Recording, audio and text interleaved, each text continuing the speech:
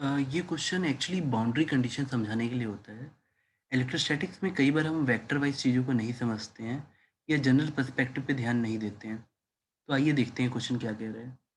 ये क्वेश्चन आपको एक पहला पार्ट इसका जो है, एक सरफेस को लेगा और सरफेस के दोनों तरफ वो देखेगा कि चेंज इन इलेक्ट्रिक फील्ड कैसे आता है, और उसी को वो डिसकंटिन्यूटी नाम से बता रहा है। इस क्वेश्चन के 2 पार्ट हैं। पहला वाला परपेंडिकुलर कंपोनेंट में डिसकंटिन्यूटी को डिस्कस करता है और दूसरा वाला टेंजेंशियल कंपोनेंट में कंटिन्यूटी को डिस्कस करता है। तो हम अभी फर्स्ट बिट कर रहे हैं। ये इस क्वेश्चन का फर्स्ट बिट है। हमको इस एक्सप्रेशन तक पहुंचना है कि डिसकंटिन्यूटी इस टाइप की आती है, और जैसे ही हम ये एक्सप्रेशन डिराइव कर लेंगे, हम एक स्पेशल केस करेंगे कि अगर कोई कंडक्टर है तो उसके अक्रॉस जस्ट इतना होगा। तो आओ समझते हैं पहले इस क्वेश्चन को। क्वेश्चन में थोड़ी वेक्टर नोटेशन पे ध्यान देना होगा। तो ये क्वेश्चन में आप लोग रीड कीजिए, तब तक मैं डायग्राम वाइज आपको हेल्प करता हूँ। देखिए, पहले ये इमेजिन कीजिए कि हम सबको एनसीईआरटी में जैसा दिया गया है, एक पतली सी चार्ज इनफाइनाइट थिन शीट की वजह से इलेक्ट्रिक फील्ड निकालना आना चाहिए बाई गॉसियन सरफेस। तो एक्चुअली ये क्वेश्चन पहले आपको गॉस लॉ लगाना सिखाएगा कि आप गॉस लॉ लगाना सीखिए। और जैसे ही आप गॉस लॉ लगाना सीखते हैं, आप एक फीलिंग डेवलप कर लेते हैं कि थिन शीट की वजह से इतनी इलेक्ट्रिक फील्ड आती है। देखो, integration E dot D A आपका मतलब यहाँ पे जो टोटल चार्ज है, एक सेकंड में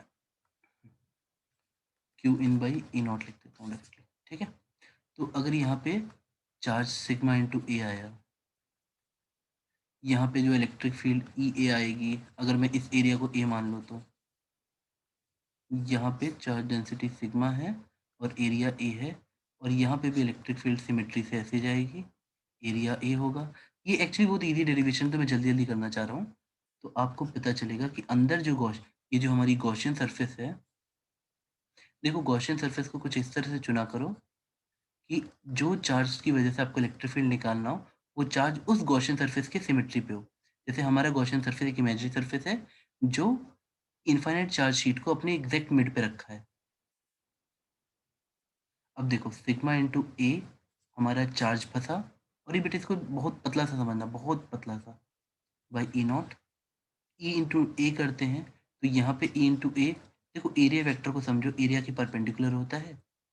तो ई डॉट ए करोगे तो सिंपली ई ए बन जाएगा, और यहाँ से भी ई ए बन जाएगा। और यहाँ पे एरिया वेक्टर ऐसा है और इलेक्ट्रिक फील्ड इस तरह रहती है, सिमिलरली यहाँ पे भी। तो वो गायब हो जाता है, तो सिंपली टू इंटू ई ए आ जाता है। तो हमारा ए ए काटने के बाद हमें ये आंसर आ जाता है, और ये बच्चों को आता है generally, equal to sigma by two A naught. अब एक्चुअली ये क्वेश्चन जो है वो थोड़ा सा डीप है, बच्चे इसको स्किप कर देते हैं कहीं से पढ़ पढ़ के इधर उधर से, बट ये क्वेश्चन अच्छा है अगर आप पूरा एक बार समझ जाओगे तो। कोशिश करते हैं चलो ऐसा समझाने की।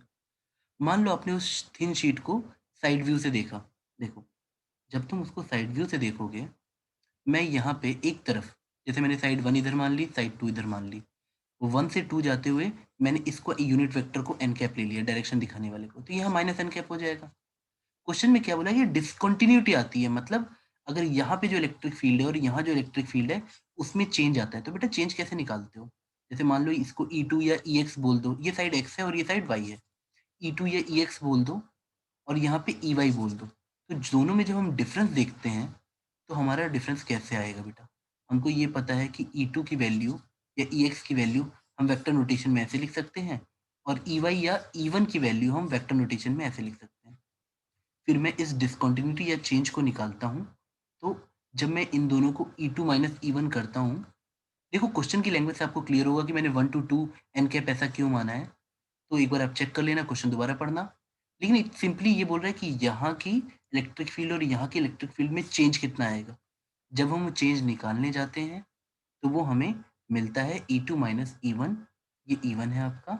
जैसे ही तुम इसको करते हो या सिंपली EX माइनस EY करते हो, तो माइनस करने की वजह से ये फिर से प्लस हो जाएगा और ये ऐड अप होके इतना मिल जाता है। फिर जानबूझ के हमें जैसे ही रिलेशन यहाँ तक मिला, ये EX E2 है और EY E1 है, तो जैसे हम इन दोनों को सेपरेट करते हैं हमारे यहाँ तक रिलेशन आता है। फिर दोनों तरफ मैं एन कैप ले लेता हूँ। जब तुम दोनों तरफ एन कैप ले लोगे तो एन इंटू एन कैप आपका हट जाएगा और ये रिलेशन मिल जाता है। अब प्रॉब्लम क्या आती है, देखो इस क्वेश्चन का पर्सपेक्टिव क्या था कि हमारा perpendicular component of electric field change होता है। बेटा आप खुद ही देखो ना, एक इस तरफ है एक इस तरफ है, तो this is a change vector wise. ठीक है, तो बच्चे इसमें वेक्टर की साइन की इंपॉर्टेंस नहीं समझते हैं और किसी तरह गलत कर देते हैं। सपोज यहाँ तक हमने किया डेरिवेशन में। देखो इस क्वेश्चन के पर्पस क्या क्या था। पहले वो आपको थिन शीट की वजह से इलेक्ट्रिक फील्ड निकालवाना सिखाया, ये इसका पहला पर्पस था। दूसरा लर्निंग ऑब्जेक्टिव इसका ये था कि हम समझें कि जो परपेंडिकुलर कंपोनेंट होता है उसमें चेंज आया, झटके से चेंज आया। यहाँ कुछ और है, यहाँ कुछ और है, ऐसे और ऐसे का एक सडन चेंज आया। चलो आप ये बात भी समझ गए। अब वो बोलता है कि चलो शो करो, अगर तुम ये बात समझ गए हो कि झटके से चेंज आता है, कि अगर कोई कंडक्टर होता तो इतना चेंज आता, मतलब इतना इलेक्ट्रिक फील्ड होता आउटसाइड। चलो कोई नहीं, इसी केस में हमने ये डिराइव कर लिया। अब इसमें एक काम करो, इसकी जगह एक मोटा कंडक्टर इमेजिन कर लो। अब जैसे ही तुम इसकी जगह मोटा कंडक्टर इमेजिन करोगे, कंडक्टर के अंदर इलेक्ट्रिक फील्ड हो जाएगी जीरो, और जैसे ही तुम यहाँ जीरो पुट करोगे आपको मिल जाएगा E2 dot N equal to sigma by E naught, जो हमको यहाँ बोला गया था निकालने के लिए। और बेटा हम लोग भी जानते हैं कंडक्टर के बाहर just sigma by E naught आ जाता है। आप गॉस लॉ से भी यही बात देखते हो, बट इस बार हमने यही डिसकंटिन्यूटी के हिसाब से बोल दिया कि एक चार्ज शीट के लेफ्ट और राइट में दुनिया पलट जाती है इलेक्ट्रिक फील्ड वाइज, तो वही बात हमने बोल दी। चलो बेटा अब आते हैं नेक्स्ट पार्ट में। नेक्स्ट पार्ट काफ़ी कम लोग समझ पाते हैं एक्चुअली में। इसमें क्वेश्चन की लैंग्वेज ही बच्चों को नहीं समझ आती है। Continuous from one side of it, इसका मतलब क्या है। मान लो मैंने तुमको दो, जब बाउंड्री समझ ये समझ लो बाउंड्री पढ़ रहे हैं हम लोग, बाउंड्री फिनोमेना है। हमने किसी सरफेस के दो तरफ ले लिया। बेटा देखो होता क्या है, आप जब किसी सरफेस के दो तरफ सोचते हो तो हो सकता है यहाँ कोई मटेरियल अलग हो, यहाँ कोई मटेरियल अलग हो। ठीक है, तो इलेक्ट्रिक फील्ड पलट जाती है, इन दोनों में चेंज आ जाता है। परपेंडिकुलर कंपोनेंट पलट जाएगा, मतलब चेंज हो जाएगा। अगर यहाँ पे चार्ज शीट होती या कुछ होता, लेकिन वो कह रहा है कि जो टेंजेंशियल कंपोनेंट है उसमें कॉन्टिन्यूटी आती है रहती है या वो सेम रहता है। अब ये कैसे प्रूफ करोगे, तो जानबूझ के एनसीईआरटी ने हमें एक हिंट दी है, हम उसी तरीके से करते हैं। इसको करने के और मैथमेटिकल भी तरीके हैं, बट मैं जानबूझ के यही तरीका करना चाहता हूँ। बेटा प्लीज क्वेश्चन पे ध्यान दो। क्वेश्चन ये कह रहा है कि परपेंडिकुलर कंपोनेंट अपनी कंडीशन चेंज कर लेता है, लेकिन टेंजेंशियल कंपोनेंट अपनी कंडीशन सेम रखता है। इसीलिए हम बोलते हैं परपेंडिकुलर कंपोनेंट में डिसकंटिन्यूटी आती है और टेंजेंशियल कंपोनेंट में कंटिन्यूटी रहती है। अब मैं दोबारा समझाता हूँ, सुनो। सबसे इजी तरीका क्या है इसको समझने का, चलो मैं एक सेकंड दो, मैं तुमको इस तरीके से समझाता हूँ। मान लो आपको ये लाइन समझ आई कि सर यहाँ पे अलग इलेक्ट्रिक फील्ड होनी चाहिए और यहाँ पे अलग होनी चाहिए। तुमको लग रहा है कि सर इस ये जो ET एक 2 मान लो बाहर की तरफ और अंदर की तरफ ET 1 मान लो। तुमको ऐसी फीलिंग आ रही है, नहीं सर ये दोनों अलग-अलग होने चाहिए। अच्छा ठीक है बेटा। अब जानबूझ के इस सरफेस को बहुत छोटा इमेजिन करो। अब तुमको एक इलेक्ट्रोस्टैटिक्स का नियम पता है कि इलेक्ट्रिक फील्ड कंजर्वेटिव होती है। कंजर्वेटिव में क्या होता है, किसी भी क्लोज्ड लूप में नेट वर्क डन 0 होता है। तुम खुद सोचो, एक चार्ज Q को मैं इधर से इधर लेके जाऊँगा। अच्छा बेटा ये जो लेंथ है ना, मतलब मैं डायग्राम में थोड़ा-सा बड़ा करके बना देता हूँ। मैं बोल रहा हूँ कि ये जो लेंथ है इसको बहुत छोटी समझना, ठीक है? ये वाली लेंथ को काफ़ी छोटी समझना। तो Q इंटू DL जब इधर करोगे, बेटा देखो एक सिंपल सी बात समझो, जो वर्क डन होता है फोर्स इंटू डिस्प्लेसमेंट होता है, लेकिन फोर्स कैसे निकलेगा, इलेक्ट्रिक फील्ड इंटू चार्ज। तो ET2 मतलब ये ET2 मतलब टेंजेंशियल कंपोनेंट जो बाहर है एक सरफेस के, इंटू Q इंटू ये लेंथ। अब बेटा देखो बात समझो, मैं यहाँ नाम लिख देता हूँ। मैं पहले A से B गया तो मेरा वर्क डन आएगा electric field into length into charge, charge into electric field force into displacement, और ये लेंथ ये मान लो। ये साइड बहुत छोटी है तो इसको हम लोग मानते हैं कि ये डिस्टेंस 0 हो गया।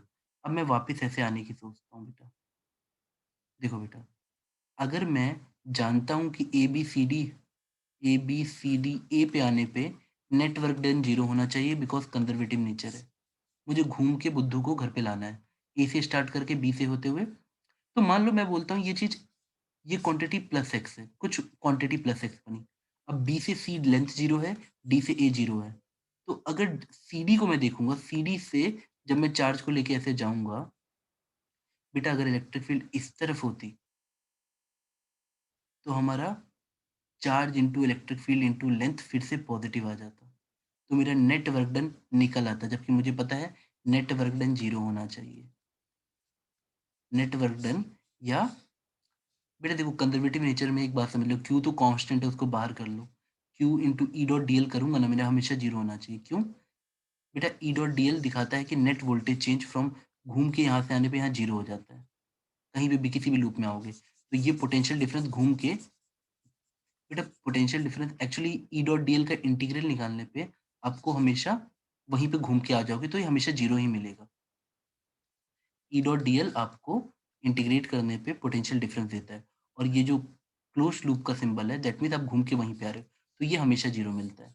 इंटू चार्ज कर देते हैं तो हम इसको वर्क डन की भाषा में बोल देते हैं कि पोटेंशियल इंटू चार्ज यानी वर्क डन, किसी भी क्लोज लूप में वर्क डन 0 होता है, ठीक है?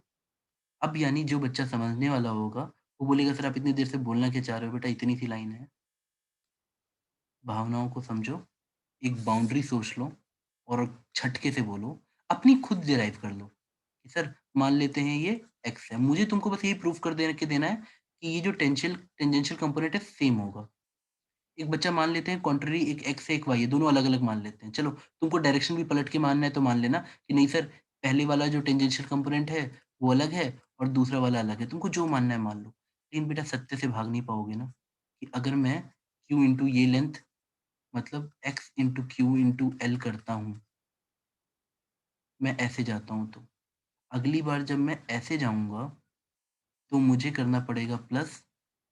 देखो मैंने मान लिया है कि मेरी इलेक्ट्रिक फील्ड इस तरफ वाई है, ऐसे है, तो वाई इंटू लेंथ उल्टा जा रहा हूँ बेटा मैं, समझना। तो minus L into Q equal to 0। Total मेरा चार्ज इंटू इलेक्ट्रिक फील्ड यानी फोर्स इंटू डिस्प्लेसमेंट। और बेटा बात समझना, ई इस तरफ लिया पहले वाले में, और लेंथ मैंने वेक्टर उसी तरफ लिया है इस तरफ। अगली बार मैं ऐसे जा रहा हूँ तो मैंने लेंथ वेक्टर ऐसे लिया है, इसीलिए माइनस एल दिख रहा है। तो net work done should be 0, but जैसे हम इसको 0 करते हैं यू वुड सी कि Q और एल कट जाएगा, you will get x equal to Y. और सिंपल भाषा में मुझे ये मिला कि जितनी इलेक्ट्रिक फील्ड ये है उतनी एग्जैक्ट इलेक्ट्रिक फील्ड बाउंड्री पे ये मिलती है। और इसे इसे कहते हैं कि हम टेंजेंशियल कंपोनेंट में देयर इज नो डिसकंटिन्यूटी। जब इस स्टेटमेंट को आप पढ़ के कभी समझ पाओगे तो एग्जैक्टली यहीं पहुंचोगे कि tangential component is continuous from one side of a charge surface to another.